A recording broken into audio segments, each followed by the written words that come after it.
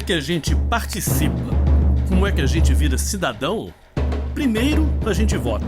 Segundo, a gente paga impostos. Se você quiser fazer mais pela sociedade, tem o terceiro setor, que é o mundo das ONGs, as organizações não governamentais. Incomodado com algum problema na sua cidade, na sua comunidade? Em vez de reclamar pelas redes sociais, que tal botar a mão na massa? Ir à luta para mudar, melhorar o mundo em que se vive?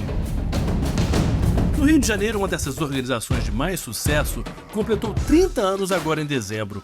O Viva Rio, como é conhecido, surgiu do incômodo, da indignação causados pelo tema, infelizmente, mais recorrente das cidades, a violência.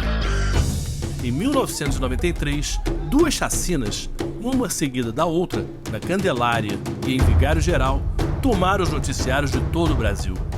Complacência, convivência com tanta violência e a sobrevivência. Tanta rima, mas cadê a solução? O Viva Rio começou com uma reunião de 38 pessoas da sociedade civil, entre elas os donos dos principais jornais do Rio de Janeiro. Ela veio de um estado de coisas, de um cansaço, de notícias que reproduziam e continuam a reproduzir só violência, coisas ruins. Já se passaram 30 anos.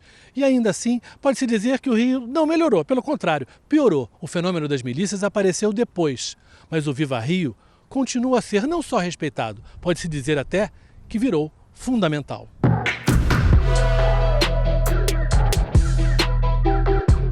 Rubens César Fernandes entrou nessa já com meio século de estrada. Exilado político durante a ditadura militar, filósofo, antropólogo, ligado ao estudo de religiões, um perfil que não era muito comum na esquerda, ele acabou virando um imã para atrair gente que queria não só debater, queria fazer algo mais concreto. E criou uma ONG com um nome que lembrava a alegria positiva do grito, com o alerta da necessidade da proteção ao que é mais básico. Viva! Vida! Até meados dos anos 2000, o Viva Rio era sinônimo de um movimento pela paz. Isso incluía campanhas por desarmamento, onde cerca de 500 mil armas chegaram a ser destruídas. Era algo lógico. Menos armas, menos violência, menos mortes. Melhor para todo mundo. Então não era uma coisa ideológica, não era coisa de esquerda, também não era de direita. Sim. E era focado em como resolver assuntos da violência e daí então desdobrando para outros temas. Sim. E também a gente teve a clareza na época de optar, vamos focar sobretudo em favela, que é lá que tem a área mais fragilizada, mais submetida à violência, etc. 3 décadas se passaram e, embora pudesse ser compreensível uma certa desilusão com o Rio de Janeiro que não se apruma, o Viva Rio tem aquela fé da teimosia. Uma espécie de otimismo que bebe numa parte muito boa da nossa cultura. O que eu acho é que a gente tem muito, o povo em geral, a sociedade em geral, e o Brasil em particular, e Rio, sobretudo, tem muita capacidade de recomeçar, de acreditar de novo. Nos campeonatos aí, eu acredito, uma expressão curiosa, né? Sim, sim. De torcida, em geral desesperada, né? Quando diz eu acredito é porque já está no desespero. Então eu acho que essa capacidade de acreditar de novo, de começar de novo, está na nossa cultura, está no nosso sangue, nosso espírito. Então eu acho que depende de confluir, de juntar palavras certas, imagens certas, causas certas e recursos e pragmatismo no fazer. Então, eu acho que é uma combinação de visão, né, com pragmatismo. Tem que saber, tem que fazer e fazer coisas bem concretas. A pessoa não aguenta mais palavrões, demagogia ou causas ideológicas e tal. Acho que isso aí está muito... Blá, blá, blá já era, ninguém aguenta isso e há muito tempo. O Rio, o Brasil, tem motivos para não aguentar mais muita coisa. Visualmente, o impacto da desigualdade é flagrante na cidade. O contraste entre as favelas e o asfalto se pode ver o tempo todo.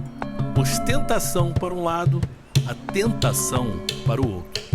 Existem razões muito objetivas para tantos crimes, tantas mortes. A violência de traficantes, milicianos e policiais gera para o Rio de Janeiro uma imagem brutal. Vista de cima, vista do alto, ainda é uma cidade maravilhosa. Mas vista de perto, aí tem um lado que ela é horrorosa. Principalmente para quem é pobre e que convive com a violência, com o medo. E como viver, sobreviver é a coisa mais básica do ser humano, o Viva Rio acabou se direcionando para uma outra área fundamental, a saúde. Viva Rio sempre foi uma ONG de estar dentro dos territórios e dentro dos espaços que às vezes a política pública demora a chegar. Então acho que isso foi desde a gênese do Viva Rio uma preocupação de estar na favela, de estar onde as pessoas estão e onde as pessoas estão precisando de cuidado, né, tão vulneráveis.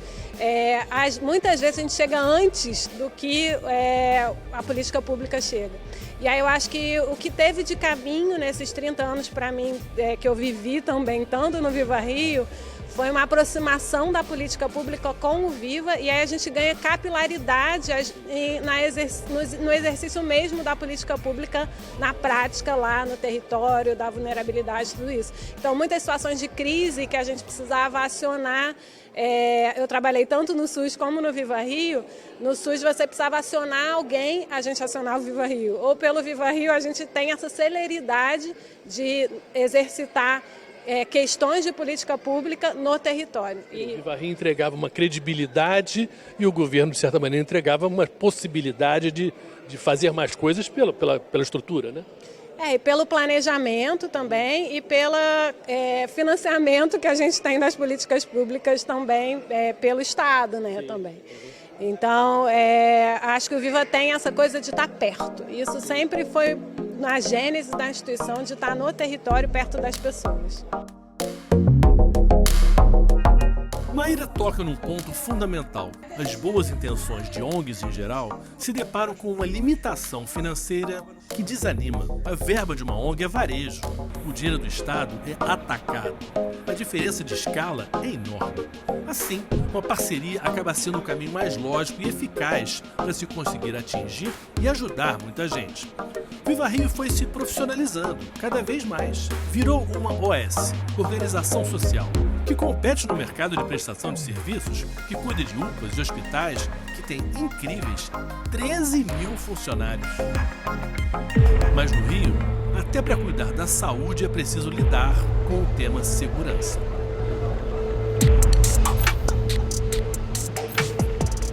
Saúde pública em áreas de saúde da família, por exemplo, a área da 3.1, que pega Maré, pega Alemão, etc., isso é o quê? Nós estamos falando o quê? A saúde pública faz parte de um reflexo muito grande na segurança pública. Então, fazer saúde pública dentro de espaços considerados conflagrados e tal, primeiro você está autorizado para entrar. Está autorizado para entrar. Está autorizado porque está mandando um território. Sim. Segundo, já que você está naquele território e está autorizado, para que você continue tendo interlocução com o governo, interlocução com a polícia, você precisa ter o quê? Credibilidade. Aí é aquele olho no olho, saber, estamos ali, fazendo saúde pública, fazendo a gestão da saúde pública nesses espaços, quer seja na Satélite de Saúde da Família, quer seja no Hospital Albert Schweitzer, onde o Viva Rio atua, né, em território, né, com diversas nuances do seu entorno, mas ele tem a credibilidade. No hospital, a gente tem um programa de articulação comunitária. Você veja, peraí, mas o hospital não é só para receber, tratar e mandar embora? Não. Isso é a preocupação do médico, do enfermeiro, etc. Tal. Mas da gestão hospitalar, ela tem que se preocupar com o seu entorno, preocupar com uma série de outras características, né, que é um hospital, por exemplo, que tem uma gama de pacientes que são custodiados, porque ou estão apenados, ou foram presos e ainda não foram julgados, já são muito levados para lá porque é uma referência em emergência, em urgência e emergência. Então, recebe uma gama muito grande. Então, esse saber lidar com esse público, polícia, o público, o entorno, etc., é saúde que reflete na segurança pública. Então, esse empoderamento está na credibilidade no trabalho. Elas preenchem uma lacuna que nós desejaríamos que fosse ocupada pelo poder público. Mas, frequentemente, elas atuam representando interesses públicos em aliança com o interesse público e o interesse do Estado. Então, a ideia de que existe uma ONG porque o Estado não está lá presente, porque existe uma falha do Estado, nem sempre e frequentemente é um raciocínio não propriamente adequado em certos casos, porque as organizações elas também são agentes de cooperação com o poder público, e cooperação no sentido de elas são imprescindíveis, por exemplo, no conhecimento técnico, nas habilidades metodológicas, nas estratégias de ação para tornar efetiva um conjunto de políticas que, pela sua diversidade, nem sempre estão presentes dentro do aparato público. Então, elas preenchem esse papel fundamental e sem a qual o Estado não consegue, por exemplo, cumprir as suas funções. Isso não significa que, esse é um ponto importante, que as organizações frequentemente elas atuam apenas, de fato, preenchendo atividades ou ações temporárias para as quais se desejaria ter uma burocracia, um conjunto de ações mais permanentes do setor público. Então, isso varia em função da natureza das políticas públicas. Caso típico, por exemplo, o atendimento hospitalar, então um contingente importante dos leitos hospitalares são oferecidos por instituições filantrópicas no SUS. Então, elas oferecem o serviço, né, fazem parte do SUS, e sem elas, simplesmente o SUS não teria a capacidade de atendimento que tem hoje. Atendimento de minorias, por exemplo, populações minoritárias que demandam atendimentos de políticas públicas, a burocracia pública e o Estado não dispõem de expertise. O Viva Rio está se expandindo pelo Brasil, mas já tinha feito isso no mundo.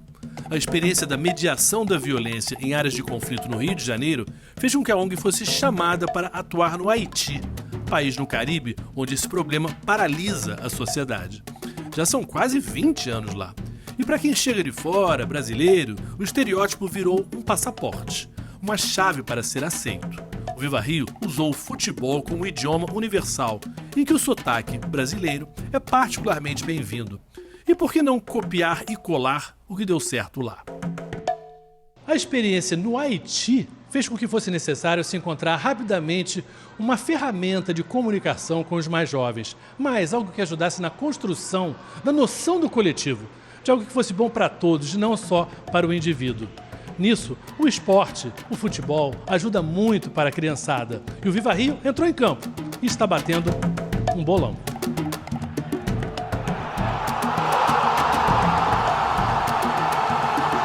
As favelas eram os lugares mais férteis para se oferecer o futebol para a garotada. Se criou um time chamado Pérolas Negras, que aspira a subir para a primeira divisão. Mas onde o Viva Rio avançou mais foi na organização. Um campeonato de favelas, mais exposição, e agora a proposta de valorização da comunidade na participação dos lucros da carreira de seus futuros craques. Futebol é uma adrenalina muito forte, cara, porque toda semana tem 1, 2, 3 jogos, são várias categorias. Sim. E a gente fez uma coisa interessante aqui, que foi, como caiu de paraquedas o Haiti aqui com uma equipe formada, a gente lançou raízes aéreas, assim, de cima para baixo, lançando raízes em comunidades que têm bom futebol já, mas informal, incapaz de formalizar, porque é muito caro. Para você federar hoje, você tem que pagar 500 mil com a nova associação, para começar a gastar, porque aí realmente que vem o gasto. Na hora que você entra aí, é muito gasto, é caro. É impraticável para a favela. Então existe esse abismo entre o futebol de favela e o futebol profissional. A favela é o grande criador, né? Mas quando chega a 12, 13, 14 anos, pronto. Alguém vai lá e pinça, faz a peneira, pega uma pepita, leva, e fica todo mundo batendo pau. Pô, era daqui, que maravilha. E não fica nada para a comunidade e para a associação, aquele esforço todo de formação que foi feito. Então, há essa ideia de que, com o Pérolas, a gente começou a criar um conceito de defender a causa de que é um direito das associações comunitárias ter uma participação solidária no resultado produzido pelas seus talentos, suas crias, para o resto da vida.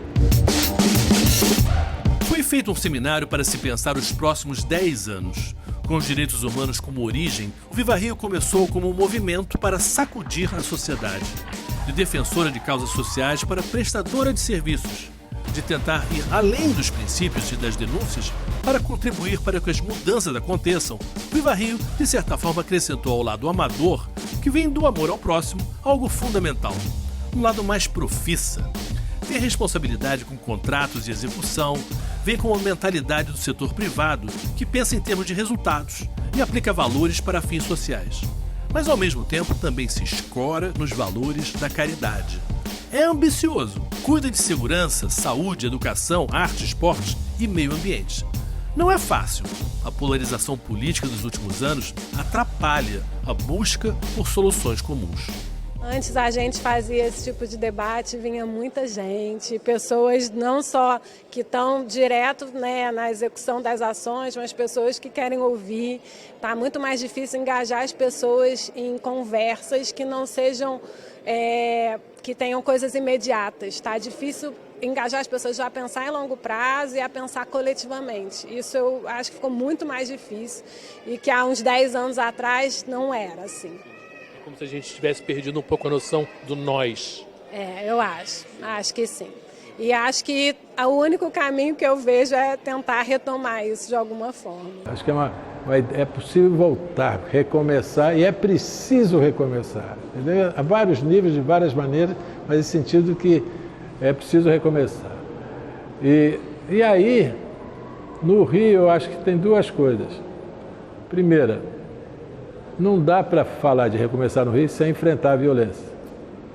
E eu não vejo realmente ainda do governo, nem federal, nem estadual, nem municipal, uma estratégia de enfrentamento da violência e da criminalidade como ela se tornou tão complexa e entranhada no Estado, no governo, né? Em vários níveis dele. Então é muito complexo. Eu acho que uma estratégia para isso é fundamental. Então no nosso seminário de ontem, a parte da manhã toda foi dedicada a esse tema. A nossa provocação para os panelistas era: vamos ganhar essa guerra? Como é que a gente ganha essa guerra? O tempo de se falar em paz, de dar as mãos e se vestir todo mundo de branco, já passou. Importante pelo lado simbólico, nada disso trouxe nenhum resultado. A profissionalização do Viva Rio é um exemplo de que uma mudança exige tempo, esforço, orçamento, cobranças objetivas e caminhos diferentes dos trilhados no passado. E um deles é o fortalecimento dessa parceria entre ONGs e o setor público. Por isso que eu acho que a cooperação entre poder público e organizações sem fins lucrativos, elas tendem a produzir um resultado que é sempre mais poderoso do que você pensar em termos só de substituição de umas por outras. Frequentemente você tem um financiamento, na verdade você tem boa parte das organizações civis atuam financiadas por recursos públicos. Então você tem, na verdade, o Estado atuando, mas a capacidade de formular e implementar a política às vezes está alocada de forma mais central nas organizações civis. É nesses termos que nem sempre fatiar se é público ou não é público pode induzir a erro, porque às vezes você tem uma ação que é fomentada pelo poder público, com recursos públicos, orçamento público, mas se torna mais eficiente, né, e efetiva quando implementada por organizações que frequentemente conhecem melhor certos contingentes populacionais, certos territórios, certas políticas públicas, né? Então é nesses termos que eu acho que a cooperação pode ser vantajosa, mas sem deixar de enfatizar esse ponto de que em inúmeras situações a fragilidade, a incapacidade do Estado, o reduzido contingente de servidores para implementar políticas que um pouco estimula o crescimento da atuação de organizações em algumas áreas de políticas.